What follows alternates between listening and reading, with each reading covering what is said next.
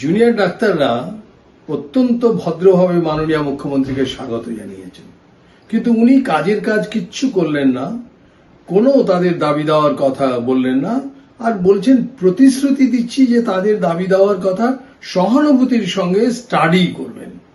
আর উনি নিজেই অতীতে প্রতিশ্রুতি শব্দের অর্থ যা বলেছেন নিজেই বলেছেন, প্রতিশ্রুতি মানে ভাওতা, প্রতিশ্রুতি মানে প্রতারণা, প্রতিশ্রুতি মানে চিটিং।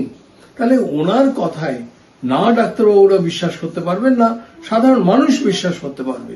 ওনার সোজাসুজি দাবি মেনে আলোচনায় আহ্বান করেন। মাননীয় মুখ্যমন্ত্রী নির্যাতিতার বিচার চাই বলে জুনিয়র ডাক্তারদের সঙ্গে নিয়ে সিবিআইয়ের কাছে যাবেন বলছেন।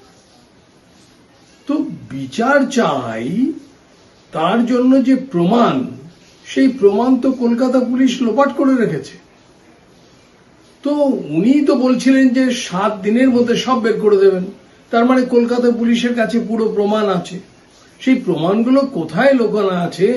যেখানে লুকোনো আছে সেখান থেকে বার করে সিবিআই হাতে দিয়ে দিন, প্রকাশ্যে বলে দিন এই প্রমাণ দিলাম, তাহলেই তো হয়।